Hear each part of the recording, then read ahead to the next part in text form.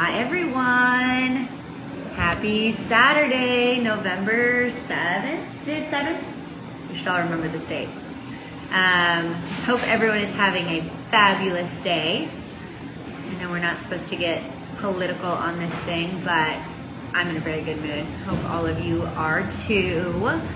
It almost feels like trivial to talk about, wine on such a day, but hopefully you all popped champagne a couple hours ago and you just need to keep your buzz going for the next few hours, right? Just make it a whole day of celebration and drinking and I normally have sort of announcements to tell you at the beginning, but I was so distracted by what was happening today that I didn't really put them all together. I do know that my friend texted me saying she was going to buy, she just bought a bottle of champagne at 10 a.m. and the store clerk said that it was the 25th bottle that she had sold today. So if that's an indicator of anything, there's a lot of day drinking happening right now. We at Arden tonight, we might be pretty busy. We're gonna do discounted glasses of champagne all night. So we'll keep that flowing and we'll probably saber a bottle at the end of the night for ourselves, because why not? Also, I have to applaud, obviously all of you picked up the wine because you're here tuned in, but record number of wine club members picked up the wine by the first weekend. I sort of got in trouble because I ran out of little bottles and I was like, ooh, but well done all of you. I was very impressed. Maybe I get that this week has just been extra stressful, and so probably you were like, I need more wine in my house.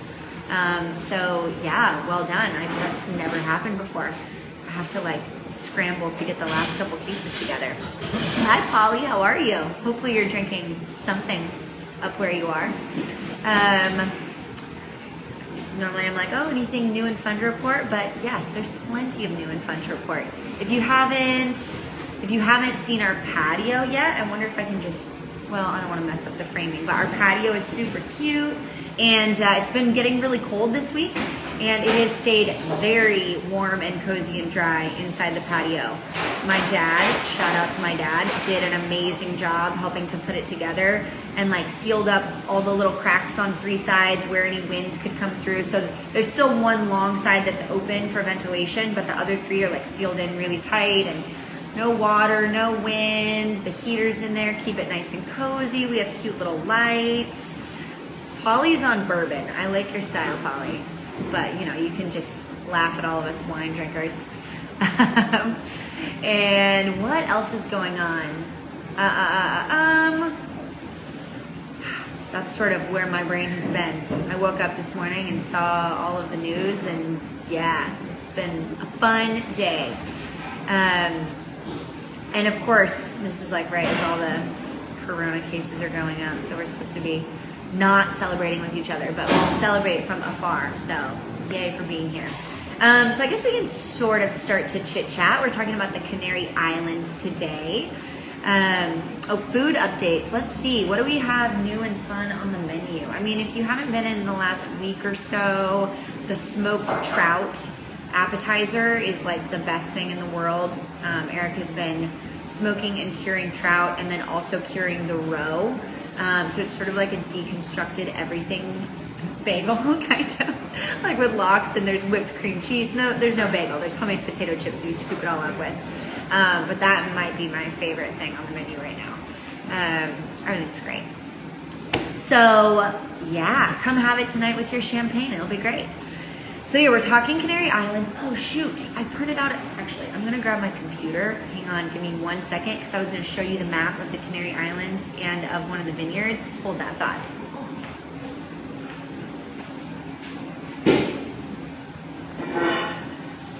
All right, I was gonna print out a photo that I'm gonna show you later, but the photo's completely dark, and I was I think that might use up all of the ink on the printer. But here, it's a cute little map of the Canary Islands, just so we all know roughly where we are talking about. So the Canary Islands are a chain of islands, an archipelago, if you remember your geography classes. And this is just I realize this is going to be backwards, but they're a little island chain. There is, some people will say there's 7 major ones. This island is only showing 6. There's also a lot of smaller islands, but basically the key thing is to see that Africa is right here. This is Morocco. So technically they are part of Spain. They are an autonomous community of Spain, which I'm not quite sure exactly what the rules and regulations are around that, but they answer to Spain. So they're part of the EU, even though they're only 60 miles off the coast of Africa. So they're much more similar in terms of geography, climate to Africa than they are to Spain, even though technically they are part of Europe. The archipelago itself is in a larger region in the Atlantic Ocean called Macaronesia. Looks like Macaronesia, which I thought was very funny. And also in that region are the Azores, Madeira, the Savage Isles, which I didn't know were a thing, but they are. So it's sort of part of this larger like islandy group that's in that area. Like I said, there's arguably between 5 and 7 major islands, but there's only 6 that produce wine, but there's a couple smaller islands as well. Some fun facts: a lot of people think that they are named after the birds, when in fact Canaries, the birds, are named after the islands, and the islands are named after dogs. Fun twist. So I guess we're gonna do a quick little history thing. We have 3 wines to taste, so I'm gonna try not to throw like too much information at you, because otherwise we won't have time to taste the wines. Hopefully you have your white and your rosé chilled. I didn't like put that on the instructions, but I just figured you guys are such smarty pantses that you would know that. If they're room temp, I'm sure they're fine too. So a little bit of history. The original inhabitants of the island were called the Guanches, and they've lived there for over 3,000 years, since people think around 1000 BC. The Romans knew of the islands. We know this because Pliny the Elder wrote about them in some of his papers. They heard about them from a visiting king from elsewhere who had been to the islands, and he described these islands to them as a society where the people worshipped dogs. They thought, sort of like Egypt had their thing with cats, these island people thought that dogs were sacred. They mummified them, they worshipped them. There were like these large dogs on the island. And so the Romans started calling them, let's see if I can get this right, Insula Canaria, which basically means island of dogs. So Canary, Canarius, it's sort of like the Canis root. So they're actually named after dogs. Oh, and so I just thought to Shane's comment, does that mean that canary birds are actually named after dogs? Well, I think the birds are native to the island, and so when travelers later on started going to the Canary Islands, they saw those distinctive yellow birds there, like green and yellow, and started calling them canaries after the islands. But yes, technically, the birds are named after dogs. But then there's also an alternating story I read. Yes, and it was a Wes Anderson film. That's why I got excited when I read it. So I don't know if Wes Anderson knew about the Island of Dogs, Canary Island connection, or if he just named a movie Island of Dogs. But then there's also a conflicting argument which says that when the king, that the king described it to the Romans as this island with all these large dogs, but they were actually referring to sea dogs, as in these large seals, monk seals. So I don't know. I like to believe the dog worshipping thing. That one sounds more fun to me. But either way, dogs are what the name came from. The other really interesting thing is that, you ever heard the term sing like a canary? So the original inhabitants of the island, the Guanches, the language that they spoke, or that they created a language of whistles. So if you've ever heard of the whistling language, which actually I had not, because the terrain was so mountainous and there were all these hills and ravines, they created a language of whistles, and it's really crazy. You should go on YouTube and type in whistling language, and there's videos of like people saying a sentence in English and then saying it in the whistling language, and it sounds like a bird. It's crazy. So the whole bird, canary, whistling thing, sing like a canary, they're all sort of intertwined. Kind of fun. So the Romans had heard about them, but the first time that sort of contact was made and like regular interaction, Andrew's seen a video of it. It's really crazy. They like put their hand up here and they like create these different pitches with the whistling. It's Very strange. So around the end of, around like 999, 1000 AD, the Arabs started stopping in the Canaries and trading with them. And then over the next couple hundred years, the French, the Spanish, different Italian territories, the Portuguese, people from Madeira. So it became sort of a trading hub because of its unique location, sort of off the coast of Africa. And by 1479, the Spanish basically established control there. And so after the Spanish were there, they've never left since. But after they established control, it really became a major trading post, or not a trading post, but like a stop for ships who were going to the New World, because as we know, Spain was so active in the age of exploration, that I think that's why they really wanted the Canaries as this sort of strategic outpost, where on every trip where they would send ships to the Americas, like Christopher Columbus stopped all of his ships there. And even the Dutch East India Company started to use it a lot as well.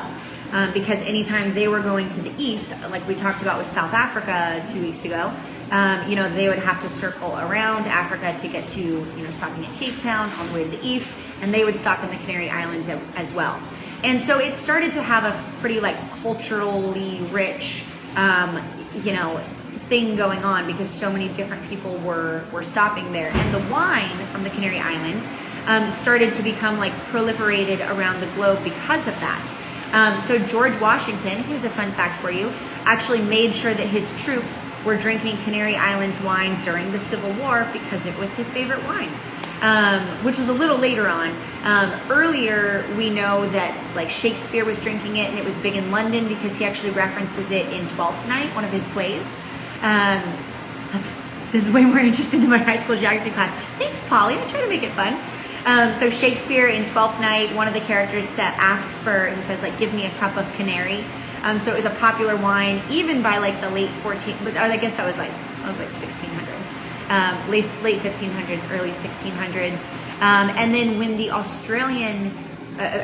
when the Brits settled Australia as a penal colony, they also brought Canary Islands wine. So it was sort of a hit even early on.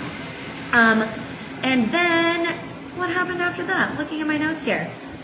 That honestly, since all of that, there hasn't ever been like a war for independence or anything like that. And I'm not sure exactly what restrictions Spain has on the islands.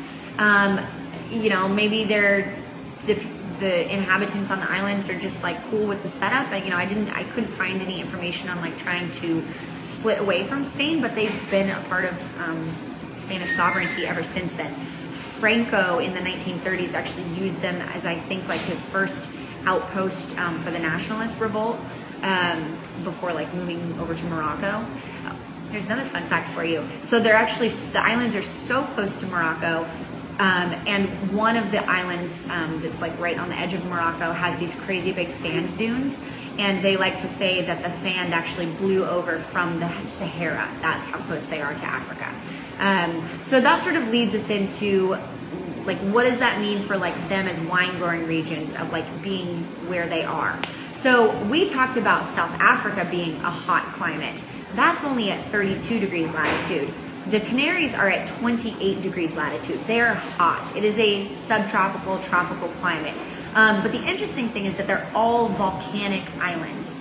So as we know, volcanic soils are great for wine. Most of the volcanoes are dormant by this point. The most recent one that erupted was in the 1730s. It was Lanzarote, which is where the rosé that we are drinking is from. And wait till I show you the picture of it. It is crazy looking. So it was such a big eruption that it covered the island with like 3 to 5 meters, which is, 9 to 15 feet, if I can do math, of just lava and ash. And that still makes up basically the kind of top layer of what that particular island looks like. It's just black. It looks like the moon.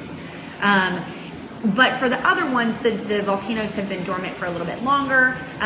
Where the white is from, Tenerife, which we'll talk about in just a second, they still have an active volcano. It's called Pico del Teide, which technically makes it Spain's highest mountain. It's a little over 12,000 feet, and it's still active. So being so close in latitude to the equator means it's super hot, which isn't great for vines. But as you guys will probably remember when we talked about South Africa and some of these hotter regions, what are your two options when you're in a super hot climate? If you want to be able to grow grapes well, to develop acidity, to have some kind of balance, to not just have a ton of overripe fruit, your options as a winemaker are 1, plant right next to the ocean, or 2, plant at elevation. And in the Canary Islands, people do both. Because the islands are so small, anywhere you are is close to the ocean. You know, the largest island is only 200 miles in circumference, which is not that large. So all the vineyards get a ton of breezes from the ocean, which help cool things down. But because they're all volcanic, there's a lot of altitude difference, and it makes all these different microclimates within these different elevation pockets. Yeah, exactly. Sarah is on top of it. So just as an example, like from sea level to like the first 1,000, 1,200 feet of the various islands, it's definitely a tropical climate. People are growing bananas, dates, coffee, what else did I write down? Sugarcane, tobacco, like all the things you would think of with like a Caribbean sort of island. And then between like 1,200 and 2,500 feet, it's more of a Mediterranean climate, and that's where the grapes grow. They're growing, you know, potatoes, grains, grapes, and then above 2,500 feet, it's a lot of just like vegetation and trees. But it means that grapes can actually thrive and do well if you get them at high enough elevation. But because they're all volcanic soils, and most of them are so infertile, the yields are naturally very, very low for vineyards. So whereas a lot of winemakers will have to limit their yields, you know, and prevent as many grapes from forming to kind of concentrate the flavors, it's already done for them on the Canary Islands because of these soils and how infertile they are. Also, it makes everything has to be done by hand because of this steep, rugged terrain and the kind of non-uniformity of it. There's not really any mechanization that can take place. So everyone has to do everything by hand. The third cool thing about the volcanic soils themselves and what they have meant for the island is that phylloxera could never take hold. So if you remember back to when we talked about Greece, and some of the Greek islands, Santorini, maybe now I can't remember any of the other ones, but because they're volcanic, phylloxera pests, phylloxera is, if you don't know, it's a disease of all these pests that basically burrow inside the the roots of the grapevines and eat them out and kill them. And so they can't survive in volcanic soils. So volcanic islands sort of get lucky in that respect that phylloxera is never able to take root. So all of the vines, or almost all of them, are own rooted. They've never been grafted over. And it also has meant that all of the indigenous varietals have survived because usually in the 1800s when phylloxera was hitting everywhere, people were pulling out all the dead vines, which were usually indigenous, and then they were like, well, we're replanting anyway, we might as well plant more popular vines. So they were planting Bordeaux varietals, you know, Cab, Merlot, stuff like that. So lots of indigenous varietals, automatically limits the yields. Plant them high at elevation on these slopes. Volcanic soils obviously give a great like mineral quality to the wines, which we'll taste in them. And it is the second sunniest wine region in the world, aside from the Atacama Desert in Chile, which is pretty crazy. It's definitely like a hot climate. So let's jump into the wines because I'm trying to be conscious of time. So the white one that we are going to taste, we're tasting 3 wines from 3 different islands in 3 different colors because that made me happy. So the first one is from the largest wine producing island in the chain called Tenerife. The producer on here is called Tajinaste. Tajinaste is the name of a wildflower. I thought it might be on the label, but it's not. It's the name of a wildflower that grows native on Tenerife. And so that's what they named their winery after. It's a family-owned winery. The vines are over 100 years old. They planted them in the early 1900s. They do everything like by hand, like we just talked about, like most islands in the Canaries. And the grape varietal itself is called Listan Blanco. So Listan Blanco and Listan Negro are sort of the 2 primary varietals, white and red, that are grown on the islands. There's also Malvasia, and some more kind of like Portuguese and sort of Spanish varietals, but Listan Blanco and Listan Negro are the most common. So let's put the wine in our glass and see what it tastes like, what it looks like. Should I have a blank page here? So you can look at the color. So tell me what you guys are noticing about the color. If you give it a little spin, tell me what you're thinking about the legs. How slowly do they form? How quickly or slowly do they form? How thick are they when they run down? And therefore, how high do we think the alcohol is, which is generally an indicator of that. I actually don't know what this is. Oh, and I should say this vineyard is at 1,500 feet. So again, sort of like in that grape growing region. Golden green, straw. Yeah, there's definitely a little bit of color to it. For me, it doesn't look like orangey. So I would guess, well, I know that there's not skin contact on it, but you could sort of tell that just from looking at it. Oh yes, so Wendy, that's exactly what it is. Listan Blanco is actually genetically the same as Palomino. Thank you for bringing that up. So if you are a fan of sherry, the main varietal, there's three sort of primary ones, but arguably the main one is Palomino, which is sort of like this citrusy, neutral, fresh white varietal, and they just call it Listan Blanco in the Canaries. So excellent observance. So yeah, sort of, pale straw, maybe hints of gold. We're not noticing too much like tawny, orangey notes, so probably no skin contact, probably no oxidation, probably no oak contact. I don't know, we'll see when we taste it. Legs are forming fairly quickly, not fast, but they're not super slow. This is actually 13% alcohol. So again, it's, they're probably picking it fairly early as well, but they're able to get some altitude, some coolness with that altitude. So let's smell it. Tell me you guys are noticing on the nose.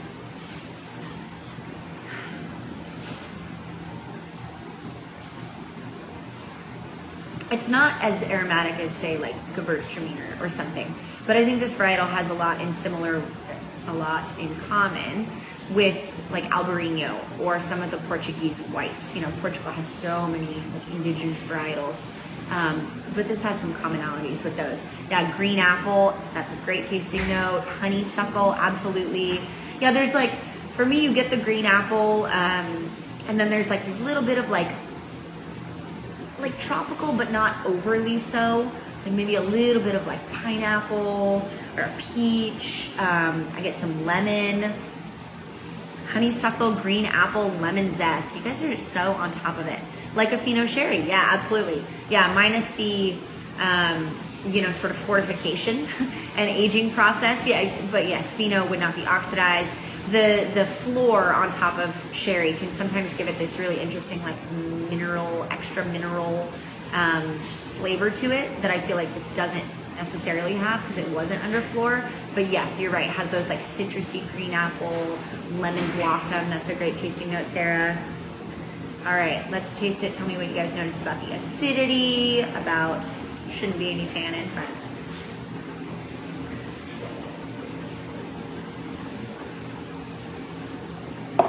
probably should have done that off camera. Sorry if that was gross. You make me wish I had been down there to get my bottles turned into the fun. Yeah, you gotta come down for December, which I figured out the whole lineup for December. Remind me, I will tell you guys. Yeah, a lot of minerality. So that's sort of like the most overwhelming thing that I notice when you drink this wine is it has this really like, it's not chalky, but it's like you have rocks in your mouth or something. And yes, there's great acidity in there too, which is cool that it can come from a region that is that hot and that tropical. That's what these wines have started to come into Portland little by little, and I've been so amazed by them, but there weren't like enough of them, and I hadn't figured out the half bottle thing, so I was really excited that we could figure out a way to do this.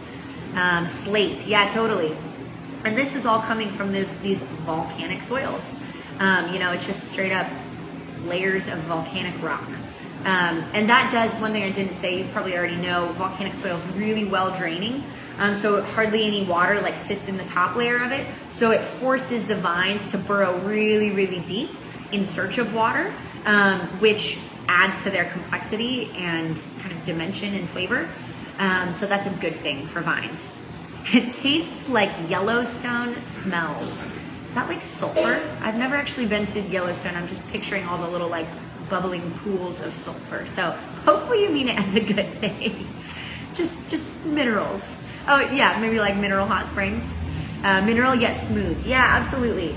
You know, I think the acidity is there and it does a great job of brightening up the wine, but it's not like, I wouldn't describe it as like take the enamel off your teeth Chablis sort of sharp acidity.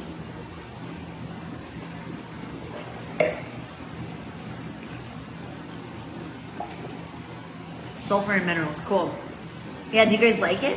What would you think to pair with it?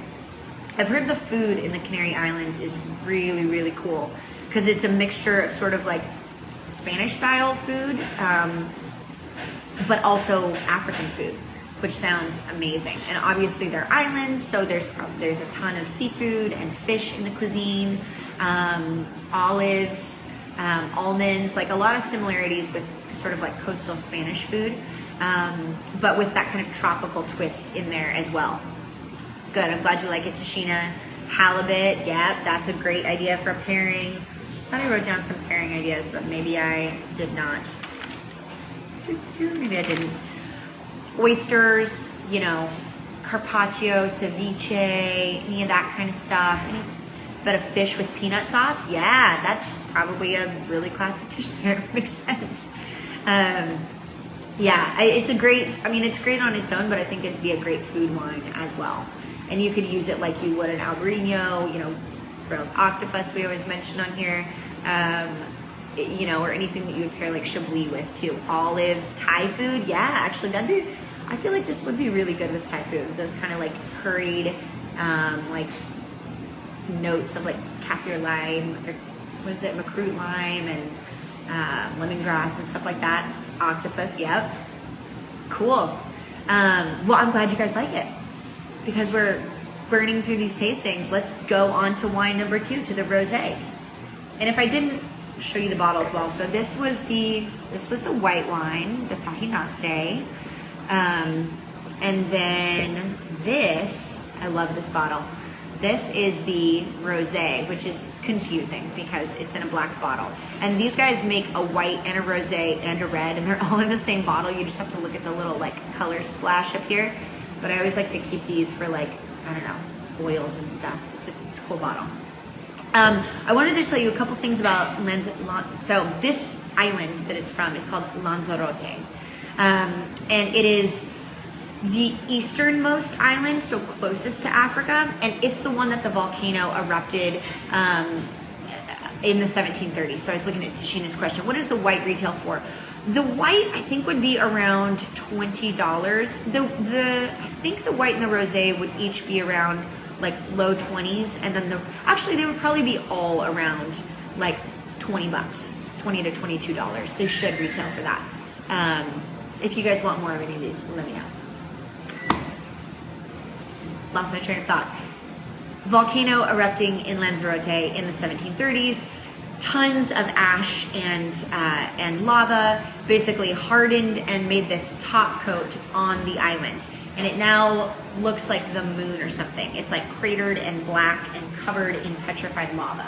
So let me show you a picture of what they have to do. Similar to Santorini. I know we didn't talk a lot about Santorini when we did Greece, but we looked at some pictures of the vineyards.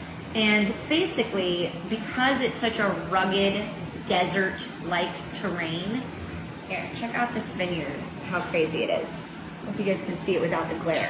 So basically, it's so windy that they have to dig a little pit for each vine. Obviously, they're bush trained. They just grow really close to the ground because the wind just whips through here.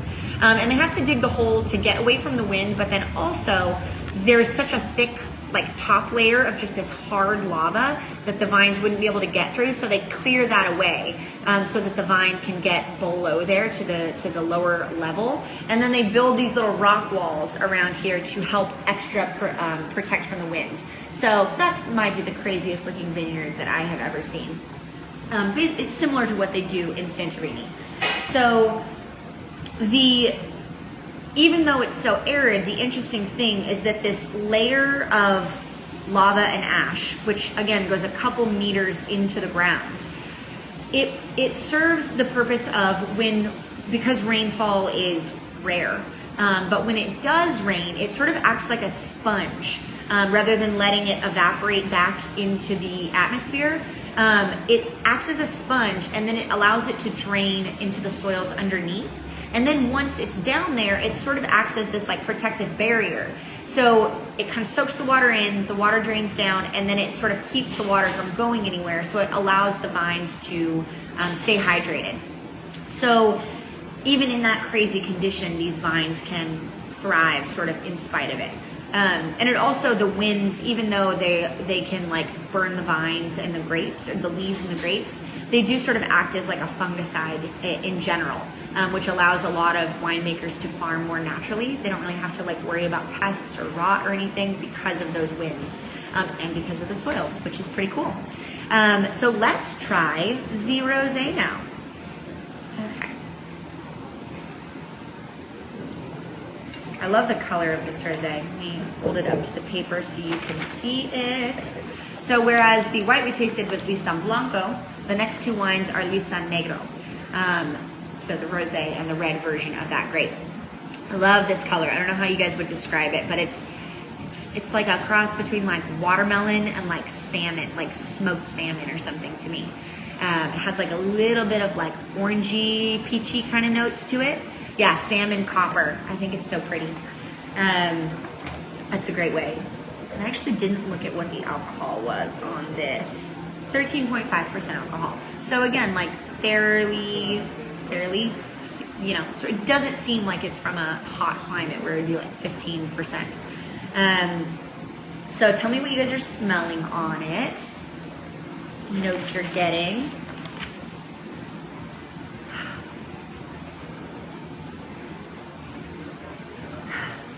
Smoked salmon is a great description. I eat a lot of smoked salmon. I know this color well. I guess I could just use my sweater sort of as the little tasting thing today. Forget the paper. I always tell you don't wear white on camera, but breaking that rule today. Yeah, fresh strawberries. Absolutely, that was the first tasting note I wrote down. Strawberries. Get a little like blood orange. Maybe that's just the color too, but there's a little bit of citrus there, kind of like a sweet citrus. Maybe like pomegranate a little bit, melon. Yeah, absolutely. It has this kind of like cantaloupe-y sort of smell. Yeah, strawberry, strawberry, melon. These are all great notes. I get a little bit, which we'll smell it more on the red. There's this interesting like floral and also sort of like peppery note that really comes out more when it's on the skins longer, but almost like this paprika-y sort of pepper smell, or white pepper maybe. And then I get like a little bit of like rose petal or something like that. Oh yeah, pomelo, that's a good citrus description, sort of like a sweet, big, yellow grapefruity type thing. Okay, so let's taste it. Tell me what you guys are tasting. Maybe these were the tasting notes.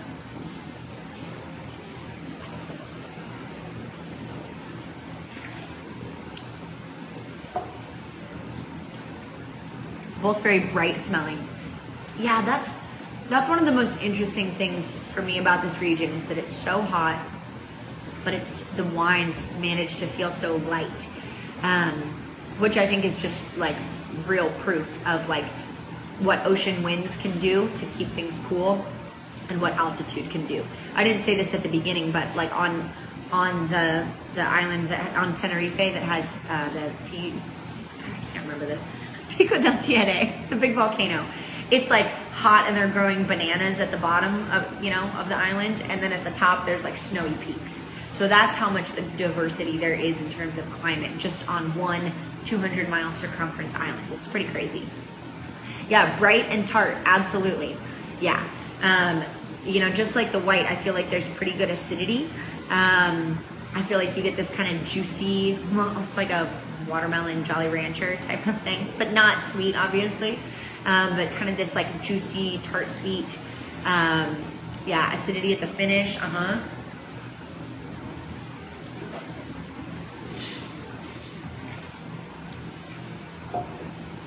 Like a little bit floral, a little bit citrusy, and also I mean, the minerality is like still there, it's still present. Minerality, I mean, wine people love tossing that word around, and sometimes I feel like it's hard to describe. I always think of minerality as like that feeling if you had rocks in your mouth. Maybe we should all do that for one of the wine tastings. Maybe I should like go forage some rocks and give them to you guys with a month's tasting. We can just put rocks in our mouth and see what it tastes like. But I think that it's what it would taste like if there were rocks in my mouth. Second, the grapefruit. Chris said this would be good with cheesecake. Ooh, yeah, I could see that great with cheesecake. This sounds like my kind of rosé, dry with fruit and good acid. Yep. That's, I mean, a lot of things are good with cheesecake, but yeah, maybe like strawberry cheesecake, that would be pretty delicious, or like peach or something. Hint of bitters. Man, I love all these tasting notes. Pairs well with Honey Mama chocolate and olives. Ooh, I like that. That's what you're using for this pairing. Absolutely. I'm obsessed with Honey Mama chocolate, by the way. I had to like cut myself off because I was spending way too much money on Honey Mama chocolate. Having trouble identifying tasting notes besides acid. I mean, rosé is sometimes a hard wine to taste. Not that it's hard to taste, but sometimes, you know, we get these sort of like fresh floral citrusy notes, and because it doesn't spend time on the skins like a red would, some of those like earthy, more savory notes don't come out as much. Sarah's down for the rocks idea. But yeah, I think a lot of people like rosé because it's straightforward, it's bright, it's refreshing. It might not be the most complex wine in the world. You know, a couple years ago, it's still popular, but you know, I guess like 5 or 6 years ago when rosé was just exploding, where it hadn't been so popular before, and suddenly everyone wanted to drink rosé. And I think one of the reasons it took off so much is that it's a good like introductory wine. You know, it's not super complicated. If you don't know anything about wine, sometimes it's hard to jump into like an aged Bordeaux or something with, you know, a lot of tannin or a lot of just these flavors that our palate isn't used to. Whereas rosé can be like a little more simple, approachable, like bright, fun, fresh. And that's okay. That's one of the reasons we like it. But I would say that this, like with the minerality, like this has great balance, it has nice flavors, and that sort of like mineral backbone, I think, helps set it like a level above. What would you guys pair with this? Maybe like a salmon carpaccio. Match the color here. Or like a salmon tartare. Could even do like a tuna ceviche. Again, this would probably be great with olives, with Marcona almonds, so those similar sort of like Spanish, you know, notes. Grilled sardines, spinach salad, yeah. Goat cheese would probably be really good with this because of that like high citrus content. Goat cheese always goes well with like real citrusy wines. Spinach salad with goat cheese. And actually we haven't mentioned this, but all three of these wines would probably, if we're thinking about like classic Spanish cuisine, you know, like cured meats, aged cheeses, sort of like those nuttier aged cheeses, and like paella. A good seafood paella, you know, you could have a white, a rosé, or a red, and it would probably complement that really well with like the saffron in there. This almost has this kind of like saffron-y flavor to me. I hate saying iodine for wine, but you know, it has that kind of, I don't know, interesting note in there. Fruit salad, absolutely. Cool. Taste this one more time, then we'll move on to the red.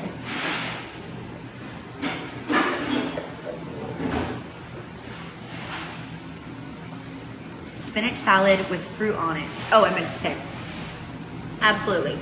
Absolutely. Spinach salad with like some goat cheese and some melon. Or did anyone try over the summer Eric's salad here that had the pickled melon? We all got very obsessed with pickled melon. That was like definitely a favorite when I had never had pickled melon, and it was delicious. Okay, so we are now moving. I guess I didn't really reference, I should show you this map again so we know which islands we are talking about here. Bear with me. Here we go. Okay, so again, I know it's going to be backwards, but just picture it the other way. I'm trying to read it here. So Tenerife was the first one we tasted that had where the white was from. Again, sort of the biggest island in the chain. And then Lanzarote is this one right here, so closest to the African coast. And then Gran Canaria is this circular one right here in the middle. I think technically it has the capital city, even though Tenerife has become more of a tourist attraction because of the volcano. And it has, I mean, you should look up some pictures of the Canary Islands. They're very dramatic looking. You know, there's like blacks, the beaches will alternate like black sand and like pure white sand. Obviously we saw Lanzarote that it just looks like one big like moon crater. Actually, people have started calling it the like the Hollywood of Europe. I can't remember. Yeah, Hollywood of Europe, because they've filmed so many movies there recently. They filmed the latest Bourne movie, the latest the Han Solo movie. Wonder Woman was filmed there. The latest Fast and Furious was filmed there. Because it looks so dramatic and sort of otherworldly, it makes movie makers' jobs a little easier in terms of special effects. It's just had this very rugged, extreme landscape. So go rewatch those movies and drink these wines and have some renewed appreciation. Okay, so let's move on to the final wine here. So that's what this bottle looks like. Fronton de Oro. The Fronton is this really big mountain that's, I mean, it's the volcano that made the island, but they call it El Fronton. And I guess oro is gold, so mountain of gold. I guess their wine is the gold that comes from the mountain. But the region is Gran Canaria, and the grape, just like the rosé, this is the red, the full red version. Spends time on the skin, so it's also Listan Negro. So I guess we can just look at my shirt. What color is it? I need to wear white every week. Yeah, is it more ruby? Does it have more purpley hues to it? Is there any like tawny or orangey brown sort of notes? Does it lean more like brick versus garnet? What do the legs look like? Oh, and I should say, this is the highest elevation. So whereas the other two were around 1,500 feet, this vineyard is actually over 3,000 feet high. Maybe the highest elevation wine we've tasted. I'm not quite sure. But that is very high, which makes sense because for a red wine, they need to be able to stay on the vine longer, and if they were lower elevation, it would probably get super, super ripe. Dark red, a little bit tawny, a little more of a brick color, ruby tawny, prunes. Yeah, I would say it's definitely sort of right in that ruby category. I also don't have great. I was gonna say it had like some slight purple notes, but you're right. I think there's some little bit of like brick in there as well. No room variation, fairly transparent. You guys are so good. Yes, you're right. So this is a youngish wine. What is this, 2017? Yeah, this is a 2017. I was looking at what the alcohol was. So this is 14.5%, which if we think about it being planted so high up, I guess it makes sense because it's closer to the sun. So it gets a lot of sun exposure. So the grapes are getting pretty ripe, even though that cool air and high elevation is sort of locking the acid in.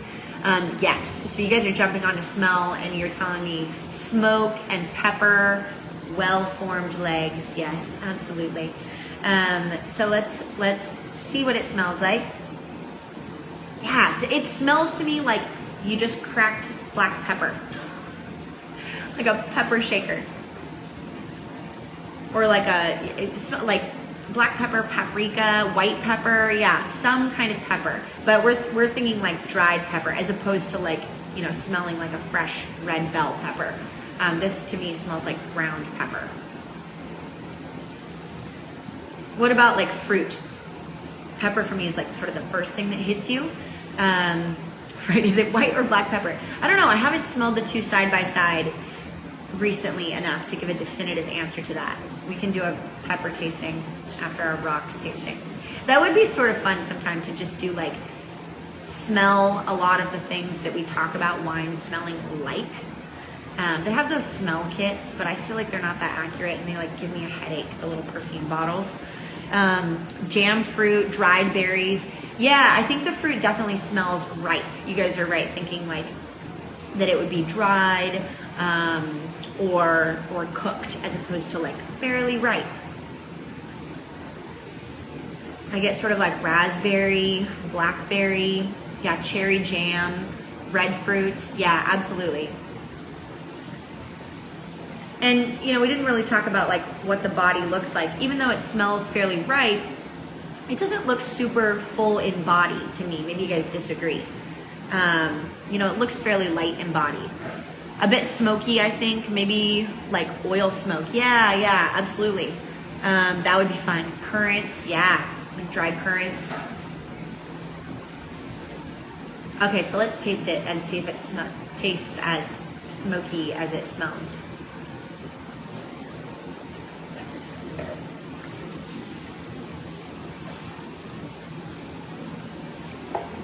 Talk to me about the tannin, about the acidity, about the body itself. It's fairly tannic.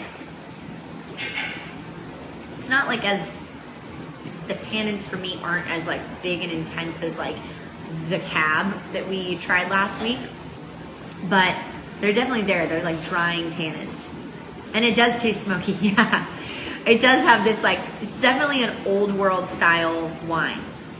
It has this sort of like smoky, gravelly, peppery flavor to it. Fairly acidic, yeah, fairly acidic. The tannins for me, yeah, pucker factor for sure. It reminds me, it's funny, right, as Noma said, drinkable. I know you drink a lot of Italian wines. It does remind me of like the tannins and structure of like Sangiovese or Nebbiolo, where it's like lighter in body, but then it has higher acidity and these sort of like dry tannins that don't like hit you in the face, but they definitely, they're there. They dry your mouth out. Fats, meat, salami, yeah, there's this really savory note to it. A little bit of chipotle. Yes, chipotle is an excellent way to describe it, where it's like a smoke pepper combination. Yeah, that's like smoked peppers. That's a really great way to describe these wines. We were having manchego with this. I bet that would be an excellent pairing. Any sort of like aged, like nuttier, smokier cheese. Oh yeah, my favorite. I thought petrichor was the rain on the rock. You guys know I can't keep these straight. Creosote is the smell of asphalt after rain. Is petrichor then the rocks after rain? Either way, I agree with you. Yeah, it does have that kind of, and the smoky, like asphalty thing, again, reminds me of Nebbiolo, which always has that really smoky note. The light just got really weird in here. It would be good with cured ham. Still works with the Honey Mama, excellent. Like Italian wine, this needs food. I would agree with that. Seems like it would age well. Yeah, you know, I have never had, I think this probably would age well. I've started drinking these wines so recently. They've sort of like made an appearance back on the American stage in force so recently that I don't know how they age, but I would guess based on like the fruit, the acid, and the tannin that they probably do age pretty well. Chris thinks pairing this with gamey red meat. Yeah, totally. Oh gosh. Okay, creosote is a bush that smells the same as asphalt after rain. Okay, that makes sense. I think this would go well with potato pierogies or a Spanish tortilla. Yeah, again, we could sort of think like, you know, traditional Spanish food in terms of like, you know, braised meats, cured meats. You know, they love their meat. Paella. You know, you could do this. I'm sure it is eaten with seafood on the island, but it could definitely stand up to some heavier cuisine. Petrichor is the name for the smell itself. Okay, thank you for the clarification. Creosote is a plant that smells like petrichor then. That's why I keep you guys around. I'm learning just as much as you are. You know, this producer, Los Bermejos, I told you they make a white, a red, and a rosé. Their red, which is also Lista Negro, is just from the volcanic covered island. It's even smokier, if you can believe it. It straight up tastes like you're drinking paprika juice, which I love paprika. And so it's a fun wine, but that one can even like turn people off a little bit because it's almost like too peppery and like too smoky. It's very, very savory. It's making me think maybe these types of wines would go well with Hungarian food because they use so much paprika in their cooking. Maybe like some borscht. Yeah. What did you guys think about these wines? We even ended up with extra time. I was so worried about time that we sort of like powered through. But I think it's cool to try wines that are this sort of like light and fresh from such a hot climate. Chicken paprika, yeah, absolutely. That would be a great pairing with this. Loved all of them. Yay! Oh, I'm glad you guys liked them. And they're all, they're sort of hard to find. They're around. There's one particular importer in Portland that has started to bring more and more of them in there. So I got all of these from this importer, and they don't bring them in great volume. And I'm not sure exactly, you probably can't find them at New Seasons, but little boutique shops. We used to have some of them at Thelonious. But if you want more of any of them, or if you're curious to try different Canary Island stuff, let me know. I can find you more. Whoops. Oh, you guys are commenting so fast. I love it. I liked the third the best. Cool, the red. All were delicious. It was my first time trying wine from the Canary Islands. Yeah, that was my hope. I look for, yay. I want to visit the Canary Islands so bad. I want to like take a month, wishful thinking, I know, and go to the Canary Islands and Morocco. I would love to go to both those places, and they're so close to each other. Very interesting, very specific memory from this wine. Visiting a mining museum in Park City, Utah. Wait, I can't tell if you're saying this wine makes you think of that. Are you making like a canary in a coal mine reference? I can't tell. Or like minerality smelling like rocks. These have been really nice, super mellow, white and rosé. Let's do a group trip, yes. God, I have a feeling travel is just gonna boom when this pandemic is over. My first time, so nice to try alternate wines. Awesome, I'm really glad you guys liked them. As I'm like figuring out the structure for these months little by little, I sort of have it to where now we always do a blind tasting. We always do 2 regions, and I'm trying to make one of those regions maybe be one that we're more familiar with, and then one of them, or at least having at least one of them be like a pretty unique region that maybe you haven't tried the wines from. December is actually going to be, so I can tell you what December's lineup is if you're interested. If you want to like get anyone an early Christmas present or Hanukkah present, not president. We already got one of those today. Woo! But December's lineup is going to be the Jura, which is one of my favorite little known regions in France. It's pushed right up against Switzerland, and the wines are so interesting and so good. And then the other region, it's not going to be political in any way, but I was trying to think of something sort of holidays-y related. We're going to do Galilee. Galilee is the main wine producing region in Israel, and an importer in Portland has started bringing in more wines from Galilee, and I just got a bunch of them to sample, and they're really, really good. So we're going to do Galilee for the tasting that's a couple days before Christmas, and then we're going to do Bubbles for the one before New Year's. We're going to taste a couple bubbles, and then we're going to do a wine tasting for the 4th one. So I'm excited about that lineup as well. Did you ever do these wine tastings? No, I never did them before the virus mainly just because of a space thing, because we would have to basically take up one of the dining rooms for the restaurant one night of the week. I mean, I could still think about it in the future. It might be something that I sort of cross that bridge when we come to it. I mean, the nice thing about these tastings is that people can now do them after the fact, or you can tune in live, but it's something I'm toying with. Was that museum Taste, oh, give me that memory. There we go. Maybe it's the smell of rocks, Kyle. Jura, yay! And then next week, sorry, I'm just trying to catch up on these. Next week is the blind tasting. And I know that we just did the blind tasting last week, but I'm trying to get us on the track to where the blind tasting is always the second week, because those wines are split into half bottles and I have to open the wine to put it in the half bottle, and I pump argon into it, but I would just rather not have them opened and put in another bottle for a month. I just feel like the wines show better when we drink them sooner after opening. So that's why there's two blind tastings sort of close together. Oh, that's a good idea. Afternoon thing at Arden in the future. It's good food for thought. And then next week, so next week is the blind tasting. The week after is Tuscany, which I'm excited about. We're going to taste Montepulciano d'Abruzzo and Vino Nobile di Montepulciano, which are actually two different varietals. And we'll learn all about that and all the crazy terminology in Tuscany.